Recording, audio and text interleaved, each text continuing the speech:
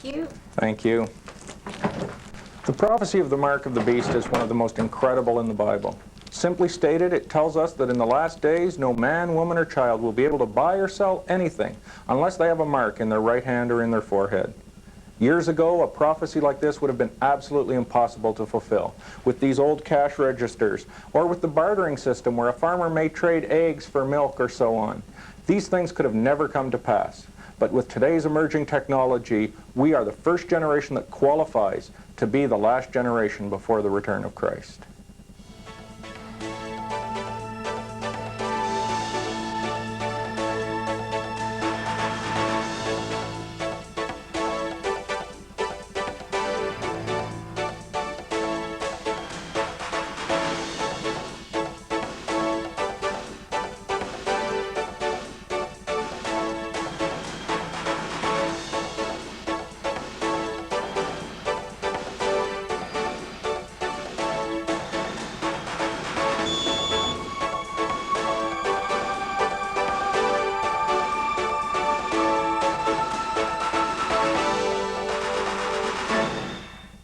And he causeth all, both small and great, rich and poor, free and bond, to receive a mark in their right hand or in their foreheads, and that no man might buy or sell, save he that had the mark, or the name of the beast, or the number of his name. Here is wisdom. Let him that hath understanding count the number of the beast, for it is the number of a man, and his number is 666. The prophecy of the mark of the beast is not only important because it pinpoints as a pure matter of fact that we are the first generation with the technology available to fulfill such a prophecy. It's also important because it is one of the clearest and most widely known prophecies from the Word of God. Saint and sinner alike have heard about the prophecies of the mark of the beast. Many of them have seen the movie The Omen or The Exorcist and had some idea of some eventual evil that's going to evolve in the world. The idea of 666.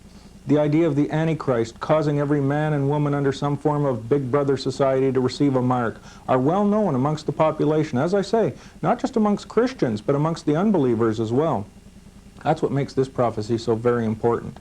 Because the unbeliever, knowing about this prophecy and understanding the clarity of this prophecy, there is very little room for interpretation here, will be very interested if we can document for him how this prophecy is coming to pass. In turn, he'll be interested in hearing about other prophecies then, and eventually the gospel. This is what is so important about documenting these types of prophecies. Unfortunately, what has happened is in our rush and in our anxiety to share with people how quickly things are moving along, we have often in the Christian community relied on rumor and speculation as the basis of prophetic fulfillment.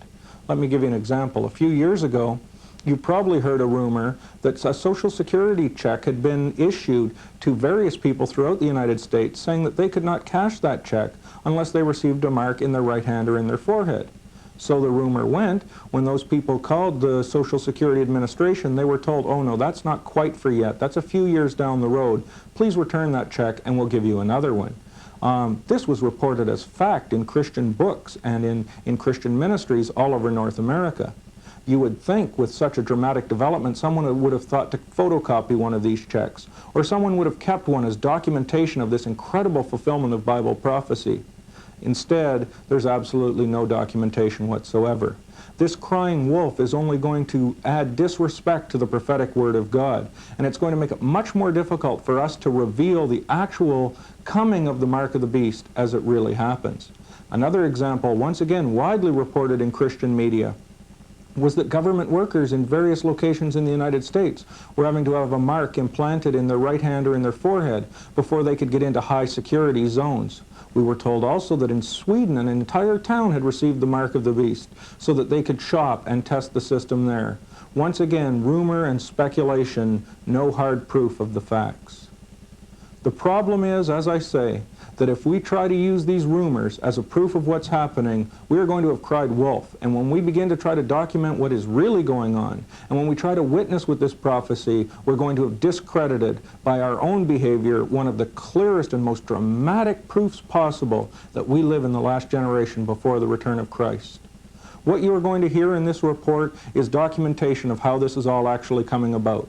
We do not believe that there is anyone on the planet Earth right now who is being forced to receive a mark in their right hand or in their forehead. Nor do we believe that the system is completely in place for this to happen. However, what we're going to show you is that the technology exists. We're also going to show you how the will amongst world leaders to implement such a system is coming along. Indeed, what we're going to show you that the only thing really left to make such a system viable and to make such a system come to pass is the emergence of the one known in the Bible as the Antichrist. Let us also say here, many people say, well, if you are speaking about the mark of the beast, you shouldn't use your Visa card or your MasterCard. Now, I'm not doing a commercial for these credit card companies, but this is not the mark of the beast. The mark of the beast is not going to be some economic decision that we make for purely economic reasons. When someone receives the mark of the beast, the Bible says that they are doomed to eternal damnation and judgment for receiving this mark. God is not going to judge anyone in that way because they've made an economic decision. Instead, the acceptance of the mark of the beast is going to be an initiation. It's going to be an acceptance of the deity of the Antichrist. When someone receives the mark of the beast, they will be saying, I side with the philosophy and belief of this man who is going to lead us into a new world order. The idea of an entire world being given over in devotion and worship and receiving a mark to worship a man, could such a thing be possible? We don't have to look far into history to see that very thing happening. We saw that very thing happening in the shadow of an Antichrist, a man by the name of Adolf Hitler.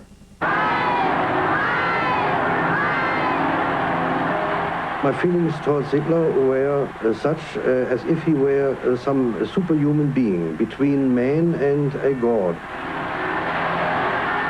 He was sent by providence. That's what he told the German people all the time. He was sent by providence. And his fatal attraction, the whole people believed it. I too. I even wanted to die for him. I adored him so much that I wanted to give my life away for him if there had been a chance to do so. But it wasn't only with Adolf Hitler. Today such cults exist as well. There was Jim Jones in Guyana. There was Bhagwan Rajneesh in Oregon. There is the cult worship. The following of a man as God is as real today in our world as it has ever been. However, there's also other kinds of cult worship as well that we don't really recognize as such. The way that teens and young people idolize their rock stars and their music stars show the devotion and the wave of euphoria that people can get caught up in. This is the kind of society, this is the kind of allegiance that the Antichrist is going to have. This is the kind of following that a rock star can only dream of having. If people will follow an Adolf Hitler the way they have, if they'll follow music stars the way they have, how are they going to follow a man with all power and signs and lying wonders? It is that wave of euphoria that will be the basis of the rise of the mark of the beast. What we want to look at now is exactly how the technology exists to make such an all-powerful system possible in the very near future. When we speak of the prophecy of the mark of the beast, one of the first things that comes to mind is buying and selling in the New World Order. Let's take a look at buying.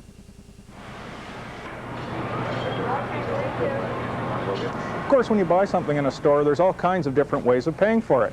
The first way is with cash, where you simply take your money out of your wallet, give it to the cashier, and the money has actually just changed hands from your hands to that of the store right on the spot instantly. The second way to pay for something that you purchase, of course, is with a check. And in this instance, you simply take your check out, you would write your check to the store, and then give it to the cashier. In this instance, a very different process takes place. The check then goes to the store's bank. It is then sent to your bank, where it is cleared out of your bank account. It then has to go back to the store's bank once again, and then eventually back to the store. A very different and complex transaction took place there. Many different people handling this piece of paper, and it costs a great deal of money. A third way, of course, to pay is by credit card, and this is a way that we've all become a little too accustomed to, actually. In this instance, you just take your credit card out, you give it to the clerk, and a very different transaction takes place this time. Now, this is sent to the credit card company. In 3 or 4 days, the credit card company will send the money back to the owner of the store. Then in 30 days, your credit card company will have to send you a bill, at which time you then have to pay the bill and send it back to the credit card company. Once again, you'll notice the number of transactions that have had to take place just for this small amount of money to change hands. Of course, another way that you can pay for your groceries, and the one that is being promoted so much today, is by the debit card. Your debit card looks identical to your credit card. You could not even tell the difference, except something very different happens in your transaction. When you give this debit card to the cashier, you then will find that the card is run through a scanner. That scanner is electronically linked to your bank, and the money will immediately be taken out of your bank account and placed in the store's account. With this pattern of transaction, you will notice that what we have done here is not replace the check or not replace the credit card. We have actually replaced cash itself. And this is the direction that we're heading in, and the reasons that bankers and retailers want to move in that direction is because of the tremendous amount of savings that will be involved. The stores like the idea of such a cashless society for a number of reasons. First of all, obviously there will be less cash on hand for potential robberies. It is very difficult to break into a store and steal electronic impulses, so theft and robbery, which so plagues retail stores, will no longer be a problem. Secondly, the stores like it because they may pay much less of a charge, early studies show, for a debit card transaction than they do for a credit card transaction. For example, you may not realize that when you buy something with a credit card in a store, that retailer has to pay a fee to Visa or MasterCard for using that method of transaction. And with a reduced amount on every transaction under debit card system, it could be much cheaper for the stores. Finally, and probably most importantly, the stores love the idea of debit card transactions because early studies in this new technology show that consumers tend to spend 3 times as much money using debit cards as they do for credit cards, cash, or checks. That statistic would seem to be backwards, but the studies show that people are much less anxious about future bills coming in, so will spend much more under this system. That is probably the main factor motivating retailers to move in this direction. Consumers like the idea of a debit card system as well. As we've already mentioned, the majority of people using debit cards will be women who are very concerned about bills coming up in the future. So if they can actually pay with a debit card, they don't see the cash leaving their hands, so there's not the negative feeling there, and also they know a bill won't be coming later, they're very happy to use the debit card system. The survey that was run in Ontario, Canada, found that 90% of people who used the debit card system in test sites approved of using it and would continue to do so. In London, England, the statistics were 97% in favor. National governments also like the idea of electronic transfer as well. The main reason being because of the millions of checks that government has to issue every month, whether they be Social Security checks or welfare checks. It costs the government a great deal of money to send out these checks, and of course they're liable to be stolen or to be lost. If they can electronically transfer funds right into people's accounts, it will cost millions of less dollars, and it will make sure that the funds get where they're intended to be. Bank and credit card companies, most importantly, really like the idea of moving towards this new system. In the first instance, it's much cheaper to process than a check or a credit card transaction, as we've already pointed out. It also allows for the instant movement of money with no lag times, that the banks can allocate the money to where it's supposed to go instantaneously instead of money being tied up in check transfers and so on. Also, they get their money instantaneously instead of waiting 30 days as they wait now on a credit card transaction to collect money from people. Now, most of you will be aware of the fact that credit card companies make a great deal of their money out of people who do not pay on time at the end of the 30 days and therefore pay high interest on the outstanding balance.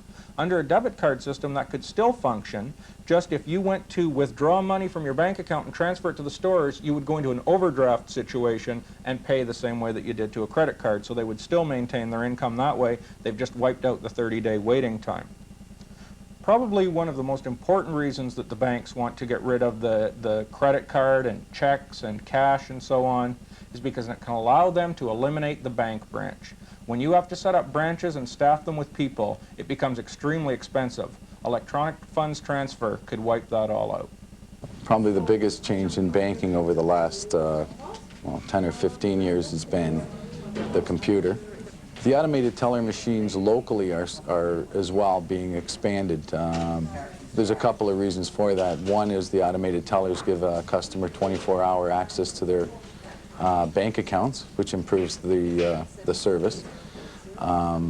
Two, it provides us a vehicle where we don't have to go through the expense of opening an actual branch just to give somebody access in a particular area. We're looking at them in high volume areas right now, shopping centers, GO train stations. You might see them in variety stores, 7-Elevens. You'll probably see them in the future in places like hospitals, grocery stores, that sort of thing. So there is a definite trend towards maximizing our market there. Randy Sestili is a computer hardware specialist working for one of the largest data processing companies in the world. He agrees completely with William Woods. The youth who kind of took to them, and the oldsters would tend to be a little bit suspicious of the new technology, but as general acceptance increased, more and more people use them, and now you find often is the case that there's larger lineups outside the ATM than there is within the bank. It just makes getting money more accessible to the average person, whether it be 3 o'clock in the morning, morning drive time, after work, on a Sunday, etc. It just gives people quick access to cash. As well, for the banks, I think it's going to be a long-range bonanza because it'll allow them to more fully automate their systems and reduce costs, because it's much easier to put a machine in a downtown mall than it is to establish a whole branch with the human resources costs, etc., and that kind of overhead that goes along with setting up a full-blown branch. So I think it'll allow the banks, the major financial institutions, to contain costs over time. As well, you have the added feature that whether I'm in Toronto, New Orleans, Chicago, Philadelphia, or London, England, Seville, Spain, I can have access to whatever bank funds I have in my, Yorktown, USA branch as easily as if I had the cash in my pocket. And as we get into a global society where people travel, business travelers especially, need access to quick cash, and it allows them to do that. Just how close to the cashless society are we? Every indicator seems to prove that it is a phenomena that is just around the corner. When you begin to hear the reasons for the elimination of cash, they sound so very good. The first one, of course, is drug dealing. Drug dealers, by their very nature, deal in cash suitcase loads at a time. If we could just eliminate cash, we're told, we could eliminate this entire industry. Go beyond that and you get into theft, kidnapping, extortion. By getting rid of cash, you could get rid of the entire black market almost overnight. But there's yet another reason. A recent survey in the United States found that if they went to a cashless society where every transaction could be carefully tabulated, $100 billion a year more in taxes could be collected. When you're talking about the cashless society, however, the primary focus is always on control. As Terry Gallinoy, the former Director of Communications for Visa International, revealed in his book Charge It, there is a specific direction that is being followed. And he warns that protesting too loudly about it isn't going to help either, because the disturbance you kick up is going to end up in one of your files. And on that come-and-get-it day, when we're all totally and completely dependent upon our card, or whatever survival device might replace it, you might be left all alone without one. The tone of that quote should serve as a reminder of the exact same kind of emphasis that we hear in the book of Revelation. Let's take a look at that scripture in Revelation chapter 13 one more time. And he causeth all, both small and great, rich and poor, free and bond, to receive a mark in their right hand or in their foreheads, and that no man might buy or sell, save he that had the mark, or the name of the beast, or the number of his name. And there's a specific desire to bring this cashless society about. As D. Hawk, who was the former president of Visa International, said, electronic fund transfer will come primarily because bank card organizations are building the prerequisite networks, and not because local banks are putting automated teller machines into the grocery stores. In other words, he was telling us there is a specific plan in place here, put in place by the bank card organizations. There is a specific agenda, and I think we're beginning to get a bit of an indication what that agenda is.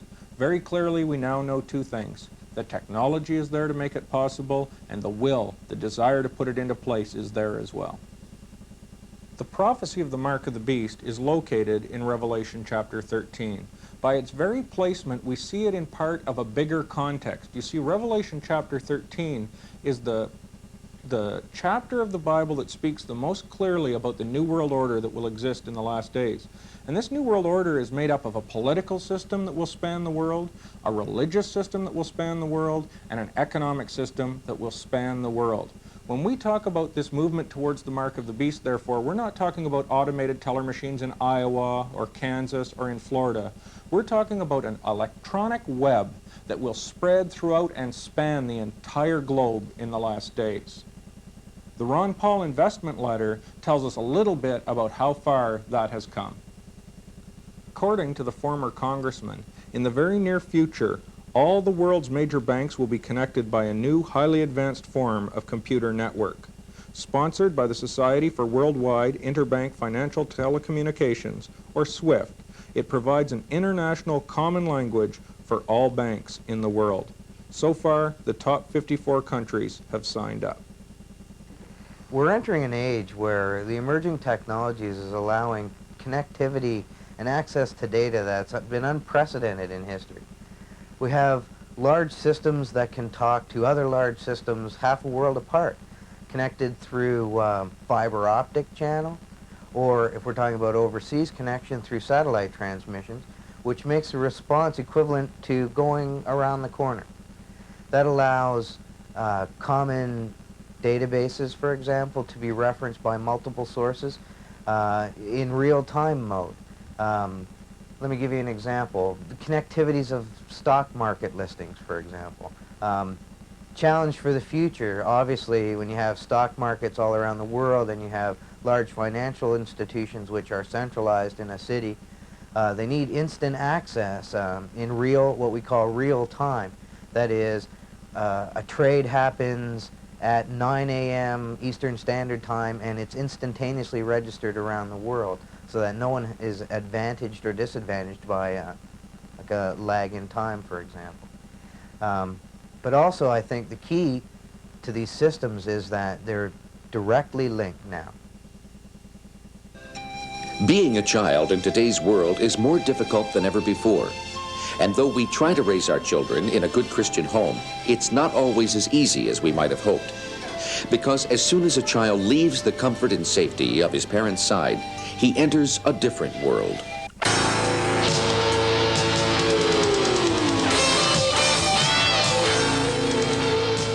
As the battle for the minds and souls of our children intensifies, parents need to know that when their kids go out to play, it's not just fun and games. This important new video documentary with Peter Lalonde is must viewing for concerned parents, grandparents, youth workers, church pastors, or anyone who wants to better understand the world that our children are growing up in. And as always, you know that it is information that you can trust.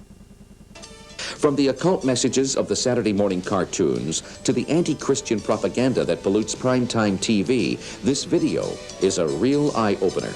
Join Paul Lalonde and Charles Evans as they examine some of today's most popular toys, many of which you may find in your own child's toy box. Learn about the historical roots of the Teenage Mutant Ninja Turtles and take a good look at the incredible marketing machine that stands behind them. Children's books and comics, video and board games. This exciting video exposes many dangers that you may not be aware of. Don't delay. Order your copy today. Here's how. To order your copy of this important new video, call us toll-free at 1-800-PROPHECY. That's 1-800-776-7432. Not only will you get the full-length documentary, Not Just Fun and Games, but we'll also send you the 26-page study guide absolutely free. Don't miss out on this exciting offer. The number again is 1-800-776-7432. Or if you prefer to order by mail, send check or money order for $24.95 to Not Just Fun and Games Video, care of the Omega Letter Publishing Group, 4429 Queen Street, Niagara Falls, Ontario, L2E 2L2. Or in the United States, Not Just Fun and Games Video, care of the Omega Letter Publishing Group, P.O. Box 1440, Niagara Falls, New York, 14302. And please, make all checks payable to the Omega Letter Publishing Group. With this movement towards a worldwide cashless society, planners are faced with one huge problem. The bankers are losing their shirts on fraud associated with automated teller machines and electronic funds transfer. Computer hackers are staying one step ahead of them in their efforts to steal electronic impulses and to steal money associated with electronic funds transfer. Automated teller machines are being ripped off by literally thousands of dollars. Of course, the bank organizations are trying to keep this very quiet. They don't want to destroy confidence in a system that they are trying to sell to the American and Canadian public. The degree of their effort to eradicate this fraud was shown to us just before Patty and I were married, actually. We were both working for a Christian ministry at the time, and the RCMP, those are the Royal Canadian Mounted Police, in association with the FBI and the CIA, they came walking into our office and they said to Patty, who happened to be out front at the time, "We're looking for a fellow by the name of Peter Lalonde." Of course, Patty thought that there was something I hadn't told her out of my past, and here went the marriage. This guy was being hauled off to jail.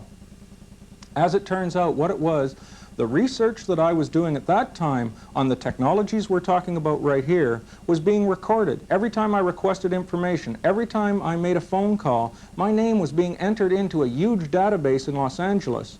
They wanted to keep track of everyone who had knowledge of how the system worked to try to cut down on the fraud associated with it. So very quietly, the banks are working in a big way to cut down on this fraud. The way that they're limiting their losses right now is simple. As you know, with your bank card, you are only allowed to withdraw so much money out of your account at a time on a given day. I think the limit here is about $500. What they're doing is not allowing you to clean out someone's account if you stole their card on one day.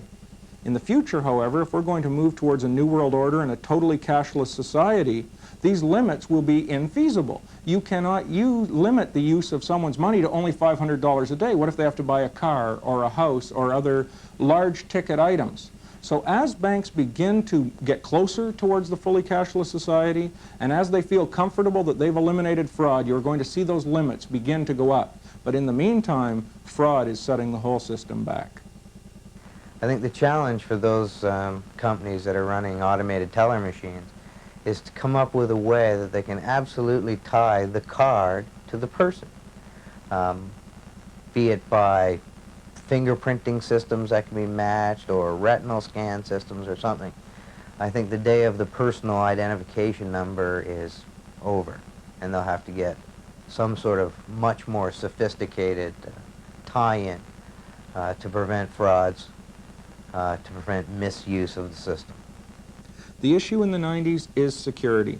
As Randy Sestilli pointed out, the secret is going to be to make sure that the person who is presenting a card for a transaction is actually the owner of that card.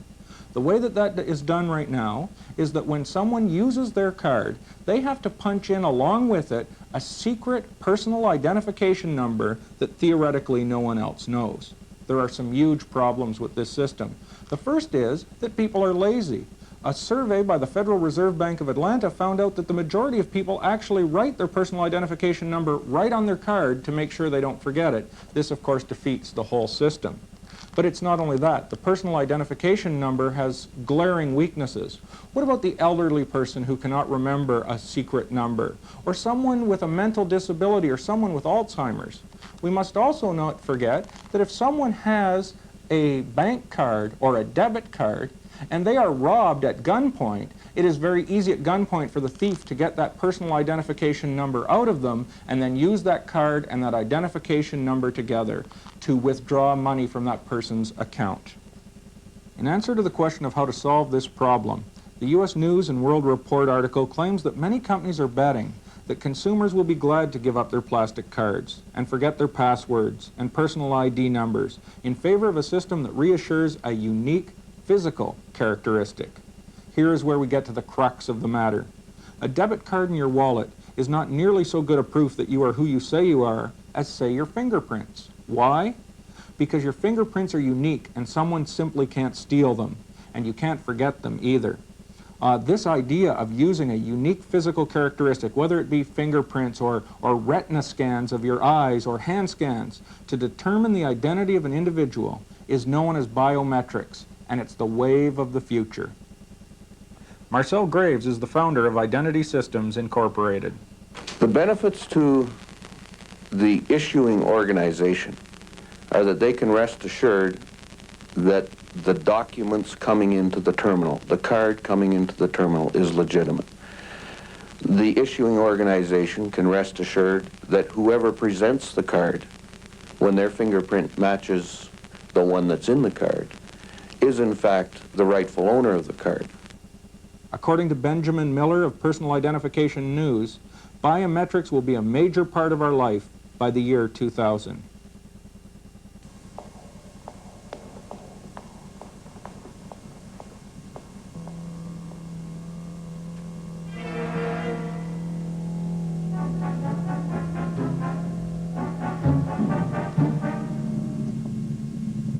Mr. President, please stand by while authority for this procedure is confirmed by I-print check. 3, 2, 1.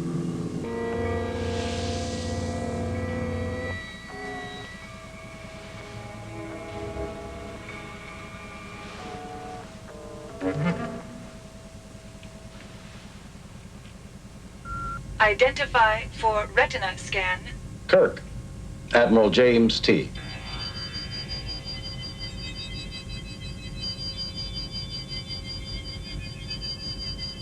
Security scan approved.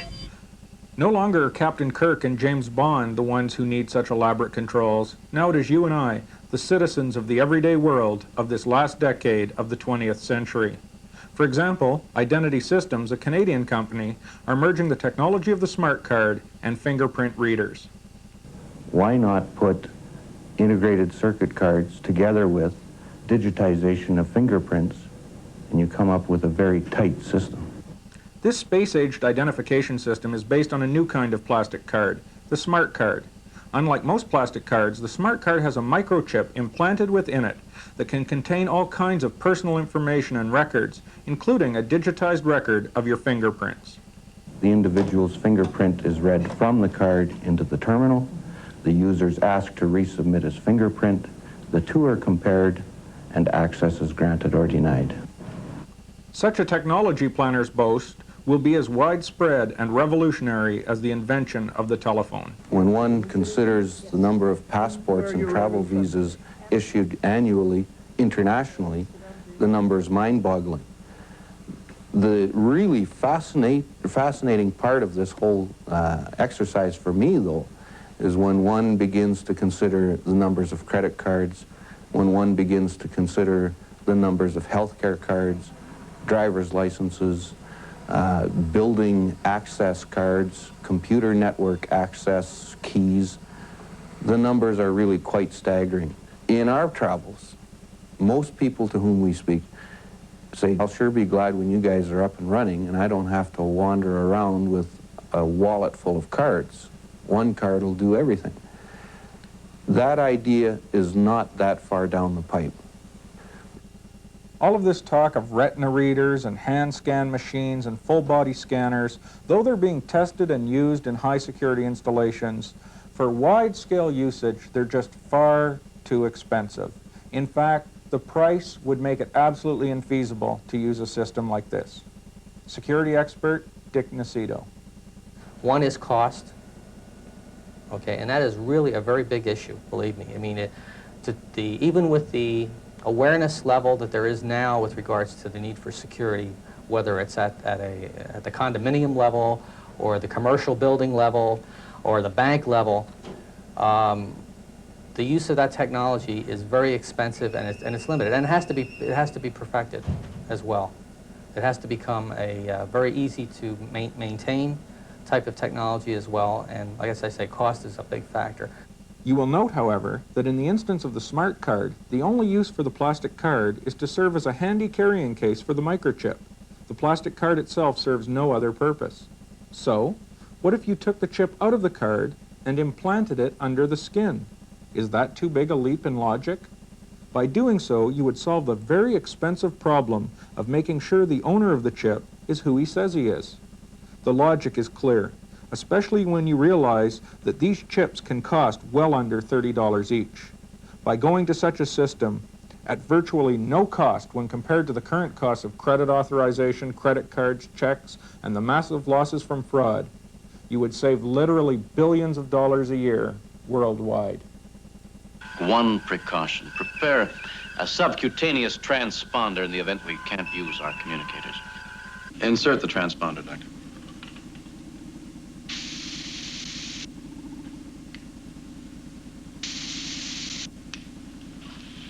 Make one low pass to communication range in 3 hours. If we fail to make contact at the appointed time, take our coordinates from the transponder and beam us aboard no matter what our condition may be. Aye, sir. Whatever your condition. However, it's not just Trekkies and prophecy buffs who see the logical progression of this system. Here's a news release from the Gannett News Service. Here's a simple trick.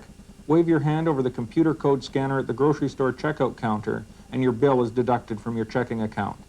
The technology to accomplish this feat already is here, said Tim Willard, an executive officer of the World Future Society, but the will may not be. Just suggest something like an implant in humans, and the social outcry is tremendous, Willard said. While people over the years may have grown accustomed to artificial body parts, there is definitely a strong aversion to things being implanted. It's the big brother is watching concept. People would be afraid that all their thoughts and movements were being monitored. But are customer objections the only hindrance to the implementation of such a system? And if that is the only drawback to bringing this system along, it would seem that there are all kinds of excuses being given and reasons shown to the public why microchip identification technology is the greatest wave of the future and a great hope for mankind, not a hindrance. Like the New World Order, the logical pull towards this chip implant is becoming stronger every day. Let me just give you a few examples. For example, in the instance of elderly people. One of the most serious problems in hospitals, nursing homes, and even private residences is that older people, who are beginning to lose track with their surroundings, whether through Alzheimer's disease or any number of reasons, often wander off without anyone realizing it. The solution to this problem has been the widespread usage of ankle or wrist bracelets, which have an electronic trigger in them to warn nurses or family members when someone is leaving the premises. We asked Helen Furley of the Seniors Health Center if anyone considered such monitoring of their loved ones an infringement of their personal rights. We have not encountered any resistance from family members. They do look on it favorably. Before we place the trigger on a resident, we do inform the family why we're putting the trigger on the resident, how the trigger can help protect the resident, and we do ask for their cooperation. Many families will individualize the trigger by placing a picture or something, covering it with nail varnish on the back of the trigger, and will help us even apply it to the resident. Of course, no one can argue with the logic of this program. An almost identical argument is being raised in the criminal justice system. With prisons bulging at the seams, 15 states are now trying electronic surveillance. Prisoners are fitted with an ankle bracelet. The bracelet sends electronic signals to a receiver connected to a telephone. If the prisoner leaves his home, the police are automatically called by the electronic monitor. We're replacing a $20,000 jail cell with a little electronic device. I think it's fantastic, raves one law enforcement official.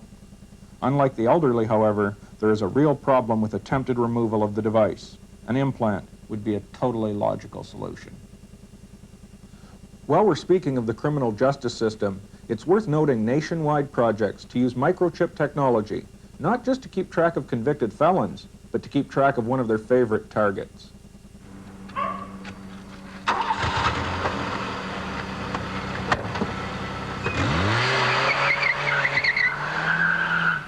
With the ever-increasing instances of auto theft, police departments all across North America are testing microchip-based auto theft preventers.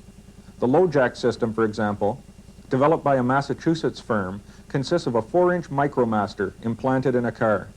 This homing device can be activated by police if the car is stolen. The micromaster then sends out an audible signal that state police can hear through tracking devices mounted right on their dashboards. Massachusetts Governor Michael Dukakis claims that the potential of this is mind-boggling. This could be the ultimate deterrence against auto theft anytime and anywhere. But if police can track stolen cars, could they not track other cars? Such power in the hands of the government has always been a dangerous and often misused thing. This does highlight, however, the point that much of the cry for extensive uses of microchip technologies centers around the tracking of people and now their cars. Another example of this are tests in the United States and Europe of smart highways. A microchip in your car under these systems would communicate with chips in the highway. telling you where the traffic was heavy and light. You could even punch in your destination into an onboard computer, and the highway itself would tell you the best route to take. However, the potential abuse of such a system is clear. A runaway government could track where a dissident's car was at any given moment. Another problem of the criminal justice system has been the inability of police to identify a suspect immediately on the scene instead of waiting until they get back to the station. At a cost of many thousands of dollars per car, police forces are installing computers into squad cars which will tap into the computers of the FBI's National Crime Information Center. Thus, if a suspect picked up in Oklahoma is being sought for murder in, say, New York, or a traffic ticket in Pennsylvania, the arresting officers immediately see the information. Of course, the problem often is that the criminals carry no or false identification. Once again, fingerprint readers, right in the police car, are being touted as the answer. The system is being tested in Aurora, Colorado, and the FBI wants to use at least $1 million of public money to get the program started. They also point to gun shops as a place where fingerprinting systems must be installed. Once again, as we noted before, the issue is cost. Such elaborate identification systems like retina readers, fingerprint readers, and hand scan machines are very, very expensive. Microchip implants, on the other hand, would be so cheap that the comparison is mind-boggling. And the technology to read such chips, virtually identical to the simple scanners in your grocery store, is both widespread and comparatively inexpensive. Let's also remember that the context into which the mark of the beast will eventually emerge is that of a new world order. The current designers of this new order are faced with a real problem, which has come to light in the efforts to create the single European market by the end of 1992. The problem is how to keep track of who is working where in this new United States of Europe, so that accurate taxes can be paid in the correct country, and this is only the beginning. In March of 1991, the International Card Technology Institute presented a symposium in Barcelona, Spain, entitled Borderless Borders, the New World of the 21st Century. According to the Institute, the issues which must be addressed include identification. What information is necessary? What isn't? What forms? Who are the keepers of the database? Will international passports be issued by individual nations or a central bureau, for example, in the European Community? Security. How much information is necessary to ensure a nation's security? How can the conflict between privacy and security be resolved? How much do cultural and political attitudes impact security decisions? Telecommunications. How protected is the telecommunications infrastructure? What are the liabilities of PTTs and international telecommunications companies? Who will make the decisions?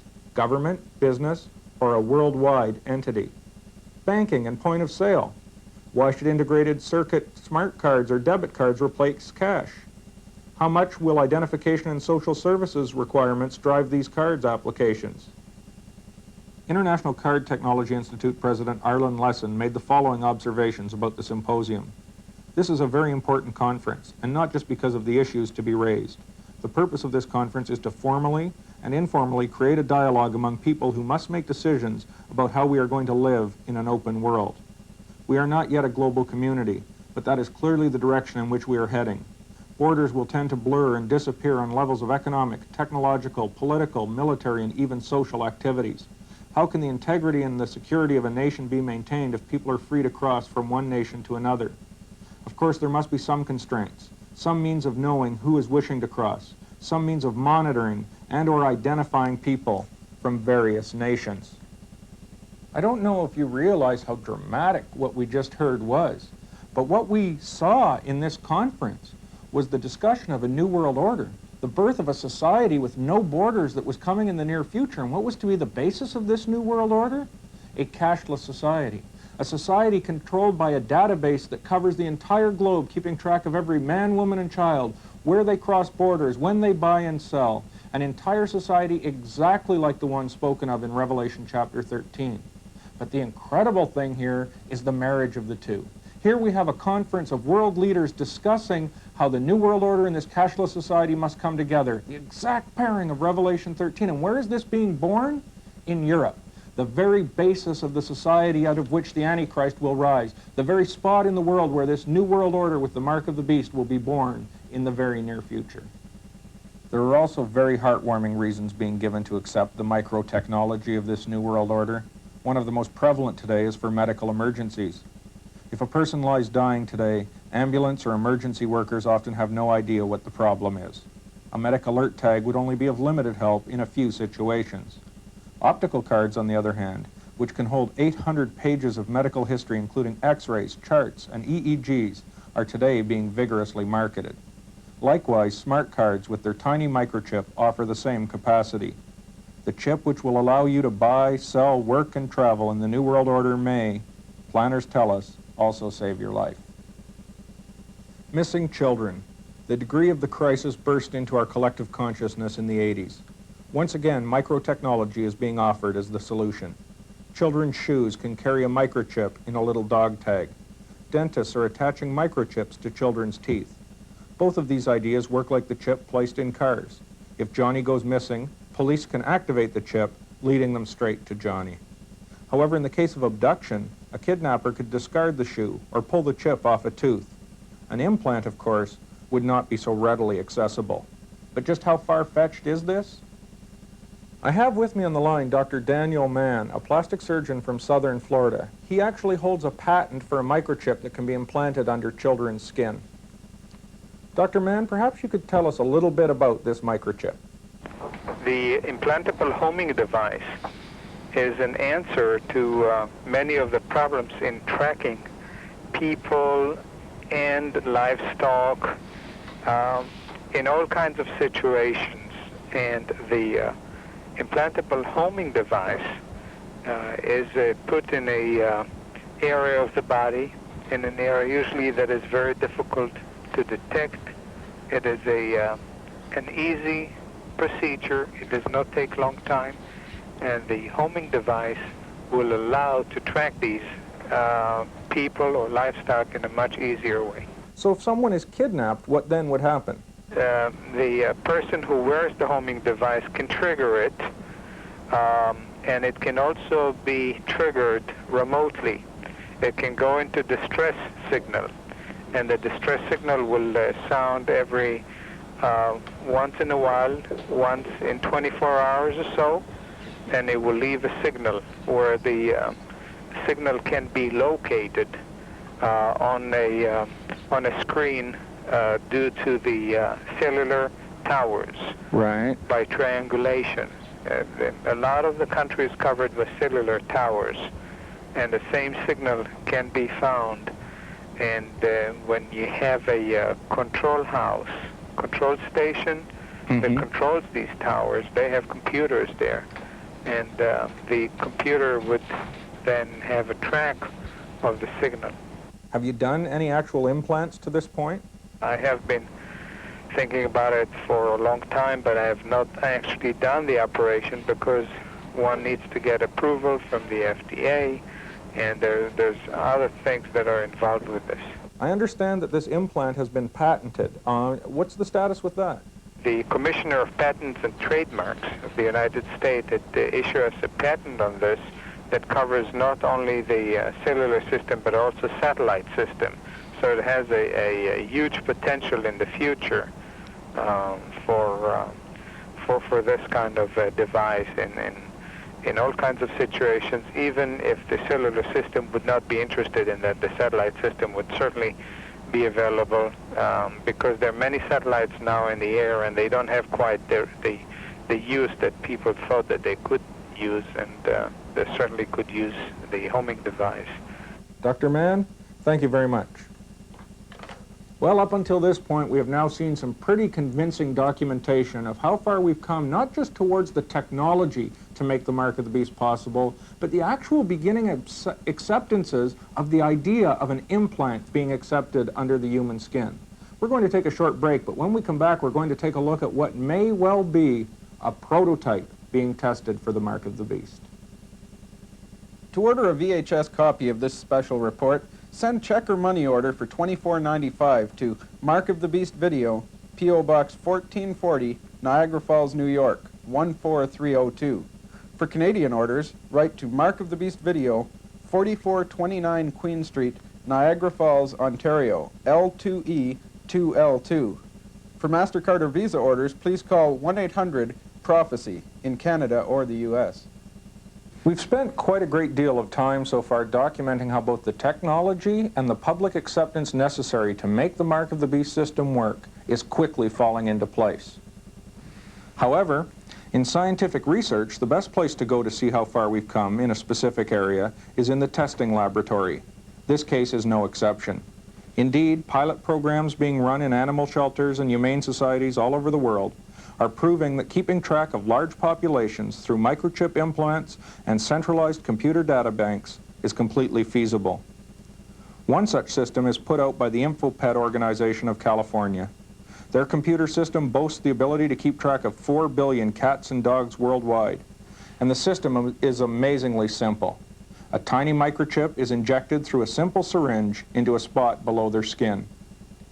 Veterinarians report that there are no problems caused by the body rejecting the implant or infection being caused. Once the chip has been implanted, it can be read by an inexpensive scanner, much like the one in your grocery stores. These scanners, placed all over the nation, can read the chip, pull up the identification number, and identify any cat or dog in the entire nation. A simple phone call can then unite the pet and its owner. The greatest problem with pets today is the tragic number of healthy young animals that have to be killed every year, hundreds of thousands of them in Canada alone, because we can't find the owner of these animals when they become stray. There are no systems available now to identify the dogs adequately, and efficiently, and quickly. Nose printing, tattooing, dog licenses, all have their drawbacks. The most serious is the time delay in identifying the owner. The real advantage of the microchip is that it will provide a foolproof way of identifying animal owners quickly so that we can reunite them with their lost animals in a matter of hours, something which has never been possible before. In their promotional materials, Identification Devices, another provider of these services, asks us to suppose that you were to make a list of the technical advances that are quickly reshaping the way we live. Micro-miniaturization of electronic components, high-speed data processing systems, powerful new computer programming techniques, and extremely sophisticated telecommunications devices, as well as new methods of encapsulating delicate components so they can function in unfavorable environments. Then comes the clincher. They say, then consider how these innovations might be employed to solve the age-old problem of providing positive identification of people, animals, and equipment. So here it all comes together now. Not only are we talking about tracking of animals and of equipment, we are now talking about using microchip technology to track people. This is exactly what we mentioned earlier that is taking place in this conference in Europe right now. I asked computer hardware specialist Randy Sestilli, in the light of all of these developments that we've talked about, if he thought they could possibly be leading towards the technology necessary for the Mark of the Beast prophecies to come to pass. It is not hard to imagine, with the technology that's available today, that in the wrong hands, a massive amount of power can be placed. Do I think that the prophecies in Revelation are coming true? I think the technology is there. That's a serious concern. Yeah, I could see it happening. In this brief special report, we haven't even had the opportunity to talk about the developments leading us towards a national identification system and the national ID cards that will go along with it. For example, the Social Security Administration in the United States now requires that every child, 2 years of age and older, must receive a Social Security number. It seems a little ridiculous that when they get their card, it says that they have to sign it for it to become effective. The other thing I want to just make mention of here in passing is the fact that the Congress is now recognizing and saying that there are de facto national databases emerging that were never really intended to be that way. But with the proliferation of computer statistics through marketing companies and large credit card corporations and banks, there is now a file beginning to emerge on every American, and we know that power like that has always tended to gather to its point of lowest common denominator in the hands of a government. And certainly if government ever became totalitarian in any way, a national data bank does exist out there right now. We haven't even had a chance also to mention the cashless societies that are emerging in Australia and how Singapore has become an officially cashless society. The trend towards this new world order of the Mark of the Beast has taken on global proportions. However, by now you've seen enough information, you've seen the video footage, you've seen the interviews, you've seen the quotes, you've seen all of the documentation, you've got enough that you can be the judge. Do you think the prophecy of the mark of the beast could possibly come to pass with the technology that we have today?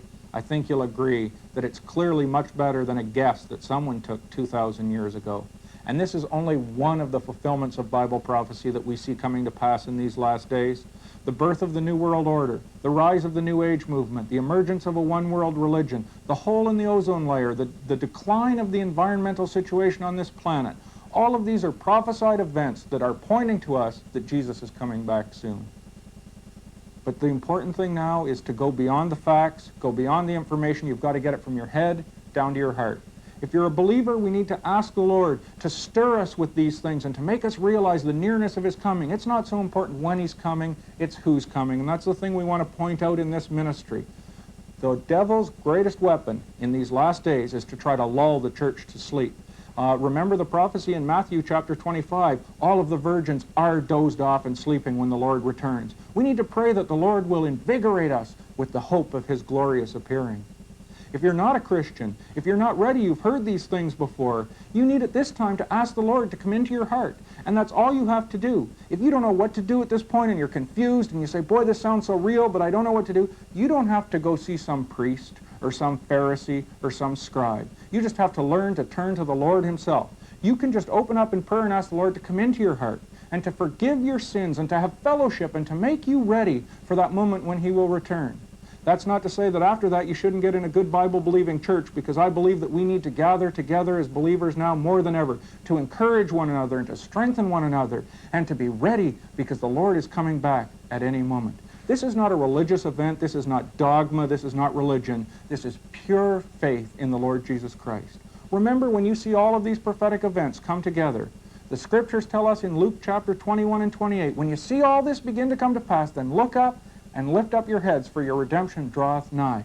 Don't let anyone rob you of that hope. Do not let the devil lull you to sleep, because in a moment the Lord is coming back, and he wants to take you to be with him forever.